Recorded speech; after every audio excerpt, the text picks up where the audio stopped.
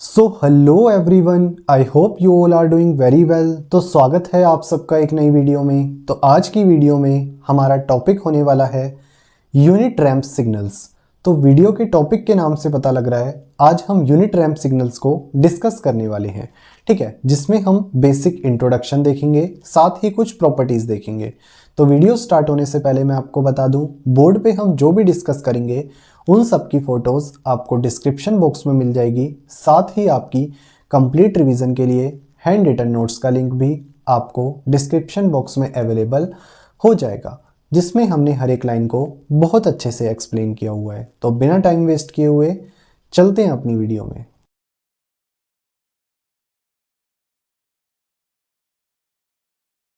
Okay, so unit ramp signals, ठीक है। Unit ramp signal क्या है? हमारे पास जो कुछ बेसिक सिग्नल्स हैं उसमें से एक है, ठीक है, जिसको आगे हम क्या है फ्रीक्वेंटली यूज कर रहे होंगे पूरी प्लेलिस्ट में। तो क्या है, यूनिट रैंप सिग्नल्स को समझना काफी जरूरी है, ठीक है। तो सबसे पहले हम देखते हैं यूनिट रैंप सिग्नल्स को यूनिट रैंप सिग्नल्स ही क्यों कहा जाता है। इसका रीजन ये है कि जो यूनिट रैंप सिग्नल्स जो एरिया कवर करते हैं वो क्या होता है, यूनिटी, यानी कि 1 होता है। यानी कि जो यूनिट रैंप सिग्नल्स हैं उनका एरिया क्या है, 1 होता है, यूनिटी होता है। इसीलिए हम इनको यूनिट रैंप सिग्नल्स बोलते हैं, ठीक है। अब इनको रैंप सिग्नल्स क्यों बोला जाता है? क्योंकि हमारे पास जो वेवफॉर्म आता है यूनिट रैंप सिग्नल्स का, यानी कि जो कर्व आता है वो क्या है, एक रैंप की फॉर्म में होता है, एक स्लाइड की फॉर्म में होता है। इसीलिए हम इनको यूनिट रैंप सिग्नल्स बोलते हैं, ठीक है। अब क्या है, हर एक सिग्नल की तरह हमारे पास यूनिट रैंप सिग्नल्स का भी कॉन्टिन्यूस नेचर होता है, साथ ही डिस्क्रीट नेचर भी होता है। तो हम क्या है वन बाय वन दोनों को डिस्कस करते हैं। सबसे पहले कॉन्टिन्यूस टाइम में यूनिट रैंप सिग्नल्स को रिप्रेजेंट किया जाता है एज आरटी। और आरटी कैसे डिफाइंड होता है? आरटी की वैल्यू टी होती है for T greater than equals to 0 and 0 होती है फॉर टी लेस देन 0। यानी कि हमारे पास जो यूनिट रैंप सिग्नल RT है उसकी वैल्यू T होगी for value of time T greater than equals to 0 and other values of time के लिए RT की वैल्यू क्या होगी, 0 होगी, ठीक है। ग्राफिकल रिप्रेजेंटेशन अगर हम इसका देखें तो RT वर्सेस T। सबसे पहले जब हमने T की वैल्यू 0 ली तो RT की वैल्यू क्या आई, 0। इस डॉट से हम देख सकते हैं। फिर हमने T की वैल्यू 1 ली तो RT की वैल्यू क्या आई, 1 आई, इस डॉट से यहां पे देख सकते हैं। देन अगेन T की वैल्यू 2 ली तो RT की वैल्यू 2 आई। देन अगेन T की वैल्यू 3 ली तो RT की value 3 I. And similarly T की वैल्यू 4 ली तो RT की वैल्यू 4 आई। और इसी तरीके से आगे एक्सटेंड होता रहता है। यानी कि हम क्या देख रहे हैं, T की हमारे पास जो भी वैल्यू है उसी के इक्वल क्या है, RT की वैल्यू आ रही है, ठीक है। यहां पे हमने क्या है होल नंबर्स को लेके ग्राफ ड्रॉ किया है। लेकिन अगर आप यहां पे पॉइंट्स में भी लोगे, यानी कि 0.1 0.2 0.3, तो उन सब वैल्यूज ऑफ टाइम के लिए वैल्यू क्या है RT की सेम टाइम के बराबर ही आ रही होगी। यानी कि 0.1 वैल्यू जब होगी टाइम की तो RT की वैल्यू भी 0.1 होगी। यानी कि RT की वैल्यू T के इक्वल आ रही है, ठीक है। अब यहां पे अगर हम ध्यान से देखें तो ये हमें क्या है, एक रिलेशन मिल रहा है यहां पे, जो क्या है RT इक्वल्स टू T।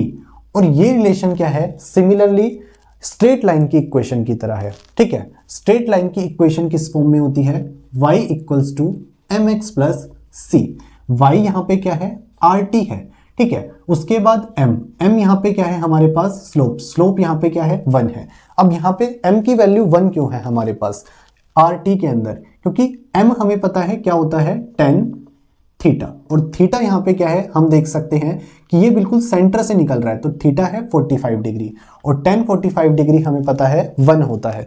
तो स्लोप यहां पे क्या है हमारे पास, 1 है, ठीक है। साथ ही इंटरसेप्ट c, अब क्योंकि हमारे पास ये ओरिजिन 0 से स्टार्ट हो रहा है RT, तो यहां पे इंटरसेप्ट c की वैल्यू 0 है, ठीक है। तो हम क्या देख सकते हैं, RT जो है एक स्ट्रेट लाइन की इक्वेशन को ही फॉलो कर रहा है, ठीक है। तो ये हमने देख लिया कॉन्टिन्यूस नेचर। अब हम देखते हैं इसका डिस्क्रीट नेचर। तो डिस्क्रीट टाइम में क्या है, हम सिमिलर रिप्रेजेंट करते हैं यूनिट रैंप सिग्नल्स को जैसे हम कॉन्टिन्यूस टाइम में कर रहे थे। लेकिन खाली यहाँ पे डिफरेंस एक आ जाता है और वो क्या है, कॉन्टिन्यूस टाइम में हम टाइम t ले रहे थे, यानी कि जो वेरिएबल था वो t था, लेकिन अब वेरिएबल क्या होगा, इंटीजर n, क्योंकि यहाँ हम सैंपल्स की बात करते हैं जो कि इंटीजर वैल्यूज पे हिट होते हैं। ठीक है, तो सिंपल सा डिफरेंस है, यहाँ पे हम वेरिएबल t लेते थे और यहाँ पे n लेते हैं। तो Rn हमारे पास कैसे डिफाइंड होगा, Rn की वैल्यू n होगी for n greater than equals to 0 और 0 होगी फॉर n लेस देन 0। यानी कि जब हमारे पास इंटीजर n की value greater than equals to 0 है तब हमारे पास Rn की वैल्यू n है, अदरवाइज n की सारी वैल्यूज के लिए हमारे पास Rn की वैल्यू 0 होगी। ग्राफिकल रिप्रेजेंटेशन अगर हम देखें तो Rn वर्सेस n, सबसे पहले हमने n की वैल्यू 0 ली है तो Rn की वैल्यू 0 आई है। उसके बाद हमने n की वैल्यू अगर 1 ली है तो Rn की वैल्यू 1 मिली है, यानी कि इस सैंपल का मैग्नीट्यूड क्या है, 1 है। जब n की वैल्यू 2 ली तो Rn की वैल्यू क्या आई, 2 आई, यानी कि इसका एम्पलीट्यूड 2 है। सिमिलरली n की वैल्यू 3 ली तो Rn की वैल्यू 3 आई, यानी कि इस सैंपल का मैग्नीट्यूड 3 है। Similarly for n equals to 4, यानी कि हम देख सकते हैं n की हमारे पास जो भी वैल्यू है उसी के इक्वल क्या है, Rn की वैल्यू आ रही है, और n लेस देन 0 के लिए Rn एग्जिस्ट नहीं कर रहा।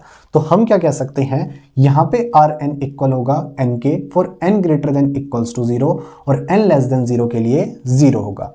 ठीक है, तो हमने क्या है बेसिक इंट्रोडक्शन तो देख लिया यूनिट रैंप सिग्नल्स का, जिसमें हमने देखा यूनिट रैंप सिग्नल्स क्योंकि इनका एरिया 1 होता है इसीलिए इनको यूनिट रैंप सिग्नल्स कहा जाता है। और रैंप सिग्नल क्यों, क्योंकि ये जो कर्व देते हैं हमें वो एक रैंप की फॉर्म में होता है, एक स्लाइड की फॉर्म में होता है। ठीक है, कॉन्टिन्यूस टाइम में हमने देखा t greater than equals to 0 के लिए RTT होता है और डिस्क्रीट टाइम में Rn इक्वल होता है n के for n greater than equals to 0। ठीक है, और लेस देन 0 पे हमारे पास यूनिट रैंप सिग्नल्स एग्जिस्ट नहीं करते। अब हम देखते हैं properties of unit ramp signals. ठीक है, जिसमें फर्स्ट प्रॉपर्टी हमें क्या है, एक रिलेशन दे रही है between unit step signals and unit ramp signals. ठीक है, जिसमें हमें फर्स्ट प्रॉपर्टी कहती क्या है, फर्स्ट प्रॉपर्टी कह रही है कि अगर हम इंटीग्रेशन करेंगे यूनिट स्टेप सिग्नल्स का तो हमें क्या है, यूनिट रैंप सिग्नल्स मिलेंगे, यानी कि integration of ut dt will give us an unit ramp signal. ठीक है, इसको हम प्रूव करते हैं। तो यहां पे हमने सबसे पहले इंटीग्रेशन किया माइनस इन्फिनिटी से plus infinity unit step signal यानी कि ut dt। ठीक है, अब हमें पता है यूनिट स्टेप सिग्नल्स क्या होते हैं, t greater than equals to 0 के लिए इनकी वैल्यू 1 होती है और t लेस देन 0 के लिए ये एग्जिस्ट नहीं करते, यानी कि नेगेटिव वैल्यूज पे हमें ut की वैल्यू 0 मिलती है। ठीक है, तो यहाँ पे हम नेगेटिव लिमिट्स को कंसिडर ही क्यों करें, जब हमें वैल्यू खाली ut की 0 टू इन्फिनिटी मिलती है, बाकी सब जगह 0 होता है, तो यहाँ पे इंटीग्रेशन करने का कोई फायदा नहीं है। ठीक है, तो हम देखेंगे integration 0 to infinity ut dt। ठीक है, अब ut हमारे पास क्या होता है, from t equals to 0 to infinity 1 होता है, तो ये क्या हो गया, integration 0 to infinity 1 dot dt, और 1 का इंटीग्रेशन t होता है और लिमिट्स क्या है, 0 टू इन्फिनिटी। अब अगर हम ध्यान से देखें तो RT हमारे पास क्या है, t के इक्वल होता है for t greater than equals to 0, यानी कि from t equals to 0 to infinity RT t के इक्वल होता है। और यहाँ पे भी हमें क्या है, t दिया हुआ है फ्रॉम 0 टू इन्फिनिटी, और ये रिलेशन हमें पता है किसके लिए होता है, RT के लिए, तो इसको हम क्या है, RT लिख सकते हैं। ठीक है, तो हमने यहाँ पे क्या देखा, हमारे पास जो इंटीग्रेशन है यूनिट स्टेप सिग्नल्स का वो क्या है, एक यूनिट रैंप सिग्नल दे रहा है। ठीक है, अब अगर हम इस एक्सप्रेशन को रीराइट करें यानी कि इंटीग्रेशन को इस साइड लेके जाएं तो वो क्या बन जाएगा, डिफरेंशिएशन। तो ut dt will be, integration को यहां पे लेके गए तो d by dt of RT, यानी कि हमें क्या पता लग गया, जो यूनिट स्टेप सिग्नल्स होते हैं वो किसके इक्वल होते हैं, differentiation of unit ramp signals के, या फिर कह सकते हैं यूनिट स्टेप सिग्नल्स का इंटीग्रेशन किसके इक्वल होता है, यूनिट रैंप सिग्नल के।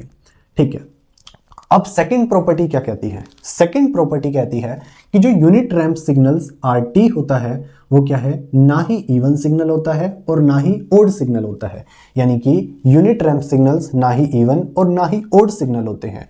इसको हम प्रूव करेंगे r माइनस टी और माइनस r माइनस टी का ग्राफ ड्रॉ करके। सबसे पहले r माइनस टी का मतलब क्या है, RT का टाइम रिवर्सल वर्जन यानी कि फोल्डेड वर्जन। और टाइम रिवर्सल में हमें पता है हम फोल्डिंग करते हैं अबाउट वाई एक्सिस। तो आर टी अगर हमारे पास इस साइड है तो आर माइनस टी इस साइड आ जाएगा। तो ये हमने आर माइनस टी को ड्रॉ कर लिया यहाँ पे सेम आर टी के फोल्डेड वर्जन में। ठीक है, अब आर माइनस टी और आर टी को अगर हम देखें तो क्या ये दोनों इक्वल है? आर टी और आर माइनस टी क्या आपस में इक्वल है? नहीं है। तो हम क्या कह सकते हैं, क्योंकि R T not equals to है आर माइनस टी के यानी कि अपने फोल्डेड वर्जन के, तो आर टी इवन सिग्नल तो नहीं है, क्योंकि हमारे पास कोई भी सिग्नल इवन तब होता है जब वो इस रिलेशन को फॉलो करता है, लेकिन क्योंकि आर टी फॉलो नहीं कर रहा तो ये इवन सिग्नल नहीं है। उसके बाद बात करें माइनस आर माइनस टी की, यानी कि आर माइनस टी का एम्पलीट्यूड रिवर्सल वर्जन।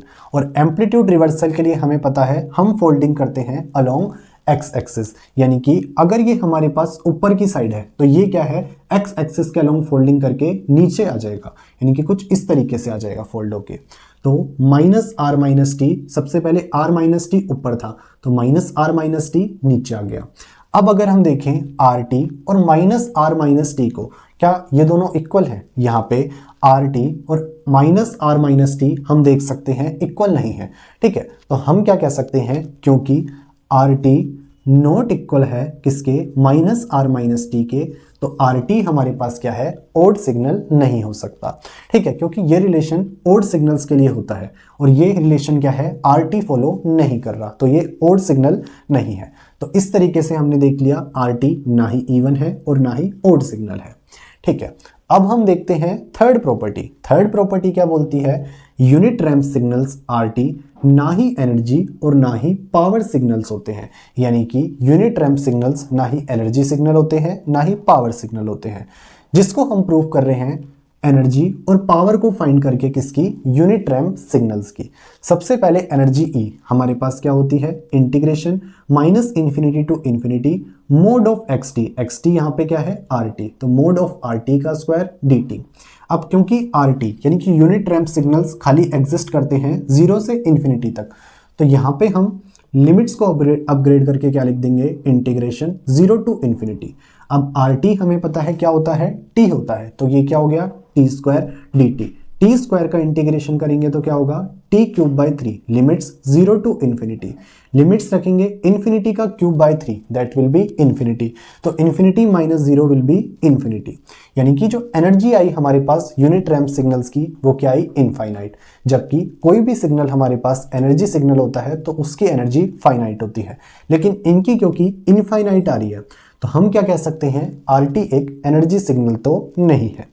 दूसरा हम बात करें आर टी की पावर की, तो पावर पी क्या होता है, limit T tends to infinity 1/2t integration minus capital T to plus capital T mod of R T square D T.